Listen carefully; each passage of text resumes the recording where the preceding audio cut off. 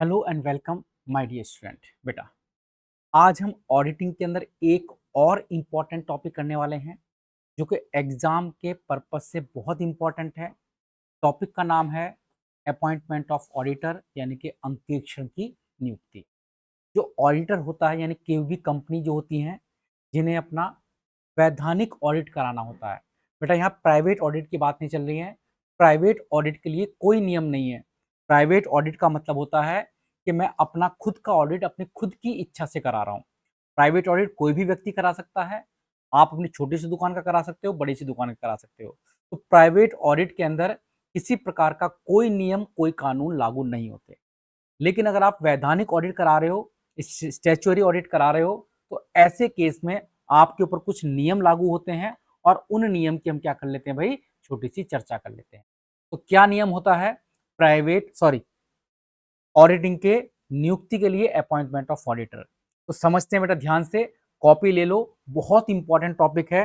मैं बोल सकता हूं कि ये topic very very very important है। सर वेरी वेरी वेरी क्यों? क्योंकि इस टॉपिक से बहुत सारे प्रश्न आ चुके हैं, आपके एग्जाम में भी आ चुका होगा कि ऑडिटर की नियुक्ति कैसे की जाती है, उसके नियमों की व्याख्या करें। या बहुविकल्पीय प्रश्न तो सॉरी आने आने हैं, है ना। आपका तो अगर टीजीटी पीजीटी है या क्या बोल सकते हैं एलटी ग्रेड का एग्जाम है या किसी असिस्टेंट प्रोफेसर का एग्जाम है या नेट का एग्जाम है, तो वहां पर ऑडिटर की अपॉइंटमेंट से रिलेटेड बहुत सारे प्रश्न पूछे जाते हैं। तो आते हैं सबसे पहला प्रश्न के ऊपर, या सबसे पहली चीज, फर्स्ट ऑडिटर। मान लो कोई भी कंपनी है अदर देन गवर्नमेंट कंपनी, कोई भी कंपनी हो। कोई भी का मतलब चाहे वो प्राइवेट हो, चाहे वो पब्लिक कंपनी हो, चाहे छोटी कंपनी हो या बड़ी कंपनी हो। हर एक कंपनी को अपना पहला ऑडिटर की नियुक्ति कैसे की जाएगी, जो उसका पहला अंकेक्षक है उसकी नियुक्ति कैसे की जाएगी, फर्स्ट ऑडिटर को कैसे अपॉइंट किया जाएगा, उसकी चर्चा कर रहे हैं। कॉपी पर हेडिंग डालो, फर्स्ट ऑडिटर। ठीक है। तो क्या लिखा है, in case of a company other than government company, government company को छोड़कर appointment by the board of director within 30 days from the date of incorporation. Hindi में बताऊंगा, हिंदी में नोट्स दिखाऊंगा भी। इंग्लिश के साथ आप कोशिश करें कि इंग्लिश और हिंदी दोनों में आपको पढ़ाया जाए। यानी कि जो पहला कंपनी का ऑडिटर होता है उसकी अपॉइंटमेंट की जाती है इनकॉर्पोरेशन, मतलब निर्माण के 30 दिनों के अंदर अंदर। किसके द्वारा? बोर्ड ऑफ डायरेक्टर, यानी कि जो निर्देशक मंडल होता है, जो डायरेक्टर्स होते हैं। मान लो एक कंपनी बनी 1 जनवरी 2025 को, तो सीधी सी बात है भैया, एक महीने के अंदर, यहां पर 30 दिन का मतलब करता है 1 महीना होता है। एक महीने के अंदर इस कंपनी को अपना पहले ऑडिटर की अपॉइंटमेंट करनी पड़ेगी। तो पेपर में प्रश्न आएगा, फर्स्ट ऑडिटर कितने दिनों के अंदर उसकी अपॉइंटमेंट की जाती है? तो किसी भी कंपनी के निर्माण होने के 1 मंथ के अंदर या 30 डेज के अंदर कंपनी के ऑडिटर की अपॉइंटमेंट करनी पड़ती है, with in 30 days from the incorporation of a company. कौन करता है? बोर्ड ऑफ डायरेक्टर करते हैं। कौन करता है? Board of director. किसी भी कंपनी के ऑडिटर की अपॉइंटमेंट, पहले ऑडिटर की अपॉइंटमेंट कौन करता है? बोर्ड ऑफ डायरेक्टर करता है। कितने दिनों के अंदर करेगा? 30 दिनों के अंदर अंदर कर देगा। किसके? इनकॉर्पोरेशन के, निर्माण के। सर हिंदी में भी तो दिखाओ, थोड़ा सा हिंदी में समझते हैं। निजी या सामान्य कंपनी में प्रथम ऑडिटर की नियुक्ति निर्देशक मंडल द्वारा कंपनी पंजीकरण की तारीख से 30 दिन के अंदर की जाती है। 30 दिन के अंदर की जाती है। नेक्स्ट है, यदि निर्देशक मंडल, बोर्ड ऑफ डायरेक्टर असफल हो जाते हैं, यानी कि 30 दिन के अंदर बोर्ड ऑफ डायरेक्टर उसकी अपॉइंटमेंट नहीं कर पाते, इसकी पहले ऑडिटर की, तो कौन करेगा?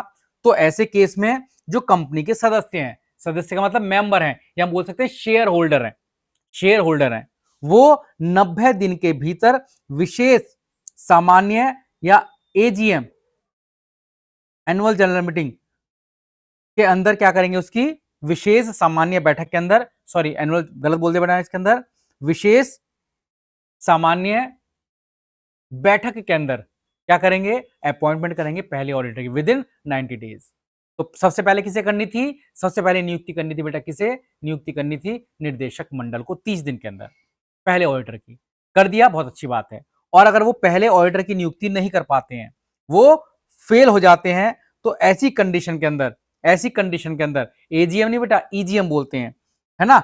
If board fail, then member appointed the auditor in extraordinary general meeting. एक एक्स्ट्रा ऑर्डिनरी मीटिंग बुलवाएंगे और उस मीटिंग के अंदर जो शेयर होल्डर हैं वो वोट करके क्या करेंगे, किसी ऑडिटर को अपॉइंट करेंगे। कब? अगर कंपनी के डायरेक्टर 30 दिन के अंदर ऑडिटर को अपॉइंट नहीं कर पाते, सीधी सी बात है, पहला चांस किसका था? डायरेक्टर्स का, कि जैसे ही कंपनी बनी, कंपनी बनने के 30 दिन के अंदर डायरेक्टर से बोला गया कि भैया आप ऑडिटर को अपॉइंट कर लो। अगर डायरेक्टर ने अपॉइंट नहीं किया तो 30 दिन का कंप्लीट हो गए, तो अब शेयर होल्डर क्या करेंगे, एक्स्ट्रा ऑर्डिनरी मीटिंग बुलवाएंगे। उस एक्स्ट्रा ऑर्डिनरी मीटिंग के अंदर शेयर होल्डर अपनी वोटिंग राइट्स का यूज करके ऑडिटर की अपॉइंटमेंट करेंगे। उन्हें भी कितना समय मिलेगा? 90 डेज के अंदर, विद इन 90 डेज। तो दो बातें हो गई, और दोनों ही बातें किसके लिए? ये फर्स्ट ऑडिटर के लिए। कंपनी बनने के तुरंत बाद पहला ऑडिटर कौन अपॉइंट करता है? Board of director. वो नहीं कर पाते तो कौन करता है? Share holder. Board of director को कितना समय मिलेगा? 30 दिन का, और शेयर होल्डर को कितना समय मिलेगा? 90 डेज का। ये रहा फर्स्ट ऑडिटर की बात। अब बात रही कि फर्स्ट ऑडिटर को गवर्नमेंट कंपनी के अंदर कौन करता है? In case of government company, पहले ऑर्डर की बात चल रही है अभी भी, ये किसकी बात थी? प्राइवेट कंपनी हो या पब्लिक कंपनी हो, यानी कि other than government company. Government company को छोड़कर बाकी सभी कंपनी की बात थी। अगर बात करें गवर्नमेंट कंपनी की, कि गवर्नमेंट कंपनी के अंदर पहला ऑडिटर को कौन अपॉइंट करता है, तो वहां पर करता है कंट्रोलर एंड ऑडिटर जनरल, जिसे हम क्या बोलते हैं? CAG, यानी कि appointment of first auditor in government company. Government company में पहले ऑडिटर की अपॉइंटमेंट कौन करता है? कैग करता है। कब करेगा? Within 60 days from the date of incorporation, यानी कि बनने के 60 डेज के अंदर अंदर कैग के द्वारा फर्स्ट ऑडिटर की क्या कर दी जाएगी? अपॉइंटमेंट कर दी जाएगी। अब आगे चलते हैं। फर्स्ट ऑडिटर की बात हो चुकी है। फर्स्ट के बाद जो आगे वाले ऑडिटर होंगे, थोड़ी सी और चर्चा कर लेते हैं कि टाइम पीरियड के ऊपर। जो पहला ऑडिटर होता है या कोई भी ऑडिटर होता है बेटा, उसकी अपॉइंटमेंट नॉर्मली की जाती है कितने समय के लिए? 5 सालों के लिए। ऑडिटर की जो नियुक्ति की जाती है, जो अंकेक्षक की नियुक्ति की जाती है, वो नियुक्ति की जाती है 5 सालों के लिए। 5 साल बाद दोबारा से क्या की जाएगी? फिर से अपॉइंटमेंट होगी। पहला ऑडिटर किसने चुना था? बोर्ड ऑफ डायरेक्टर ने। लेकिन जब 5 साल बीत जाएंगे, 5 साल बाद दोबारा से रीअपॉइंटमेंट होगा, तो रीअपॉइंटमेंट हमेशा कौन करेंगे? शेयर होल्डर करेंगे। शेयर होल्डर करेंगे कहां पर? हर साल एनुअल जनरल मीटिंग होती है, एजीएम होती है, तो एजीएम बुलाई जाएगी। एजीएम बुलाकर शेयर होल्डर अपने वोट डालेंगे कि भैया हमें इस ऑडिटर को अपॉइंट करना है। तो अब यहां पर दो बातें हुई। पहला ऑडिटर कौन अपॉइंट करता है? Board of director. क्या पहला ऑडिटर भी शेयर होल्डर अपॉइंट कर सकते हैं? बिल्कुल कर सकते हैं। अगर ऑडिटर नहीं कर पाते तब शेयर होल्डर करेंगे, और बाकी हमेशा उसके बाद जितने भी ऑडिटर आएंगे उसकी अपॉइंटमेंट कौन करेगा? हर 5-5 साल के बाद कौन करेगा? शेयर होल्डर करेंगे। कहां पर? एनुअल जनरल मीटिंग में, जो हर साल आपके पास क्या होती है? वार्षिक सामान्य सभा होती है, उसके अंदर अपॉइंटमेंट की जाती है। कितने सालों के लिए की जाती है? 5 साल के भी की जाती है। और इस 5 साल को हम बोलते हैं रोटेशन पीरियड, यानी कि जरूरी है कि 5 साल बाद जब ऑडिटर आएगा ना, तो याद रखना पहले ऑडिटर को दोबारा से हम रीअपॉइंट नहीं कर सकते। अगर हमने एक ऑडिटर को 5 साल के लिए अपनी कंपनी का ऑडिटर बना दिया, वो 5 साल तक हमारे खातों को क्या कर रहा है? अपॉइंट कर, सॉरी ऑडिट कर रहा है।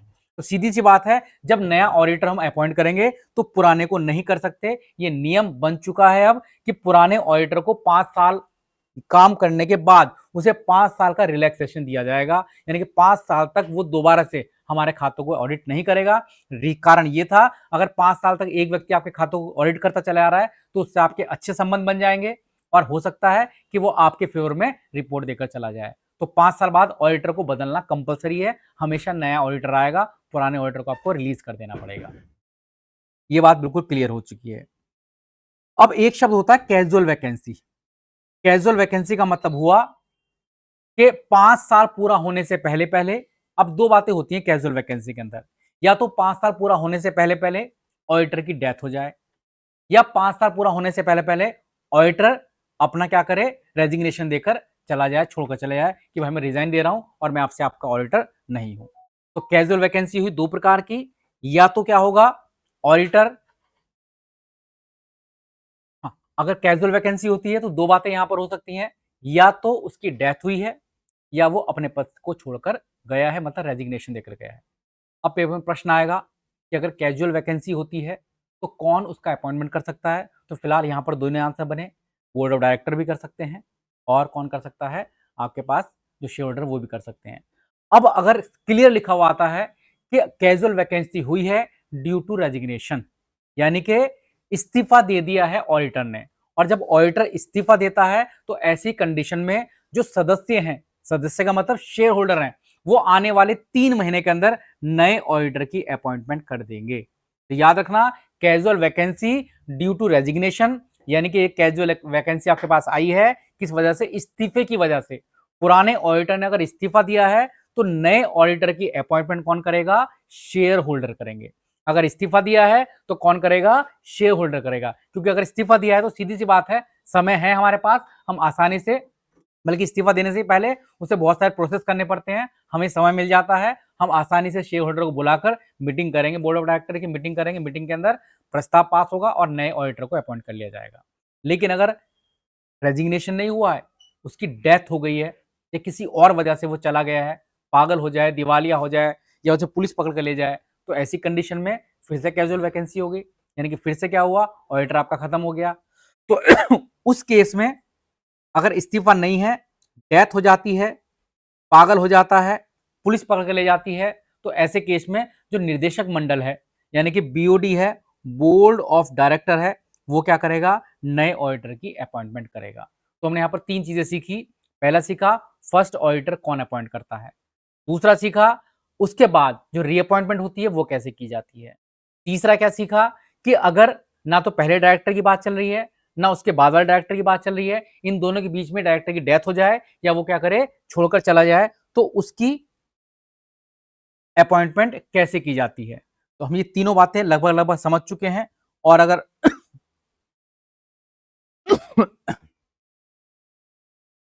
बात करें तो एक शब्द पेपर के अंदर और कभी कभी आता है कि रोटेशन ऑफ ऑडिटर क्या होता है, इसी को हम बोलते हैं रोटेशन ऑफ ऑडिटर, यानी कि हर 5 साल के पीरियड के बाद पुराने ऑडिटर को हटाकर नए ऑडिटर को लेकर आना, क्या कहलाता है, रोटेशन ऑफ ऑडिटर। क्या कहलाता है, रोटेशन ऑफ ऑडिटर। और ये नियम लगभग लगभग बेटा सभी कंपनियों पर क्या होता है, लागू होता है। लिस्टेड कंपनी पर भी लागू होगा, अनलिस्टेड कंपनी पर भी लागू होता है, और ऐसी कंपनियां जिनकी शेयर कैपिटल 10 करोड़ से ज्यादा होती है उनके ऊपर भी लागू होता है। अगर प्राइवेट कंपनी है तो उनकी कैपिटल अगर 50 करोड़ से ज्यादा है तो उनके ऊपर ये नियम लागू होता है। लेकिन जो छोटी छोटी कंपनियां होती हैं, जो छोटी छोटी कंपनियां हैं, है ना, 1% कंपनी है, तो उनके ऊपर ये रोटेशन वाला नियम लागू नहीं होता है। चलिएगा, तो इसी के साथ अपॉइंटमेंट ऑफ ऑडिटर का जो इंपॉर्टेंट पार्ट था वो मैंने करा दिया। बाकी देखो सभी टॉपिक के अंदर बहुत बड़े बड़े पार्ट हैं, एक एक पार्ट आप 5-5 दिन की क्लास में कर सकते हैं, लेकिन जो इंपॉर्टेंट था एग्जाम के पर्पज से था, फर्स्ट ऑडिटर की अपॉइंटमेंट, सेकंड ऑडिटर की अपॉइंटमेंट, कैजुअल वैकेंसी, ये तीनों हमने कर लिया और इन्हीं से रिलेटेड लगभग लगभग एग्जाम के अंदर प्रश्न पूछे जाते हैं। चलिए इस क्लास में समाप्त करते हैं, तब तक के लिए जय हिंद, जय भारत।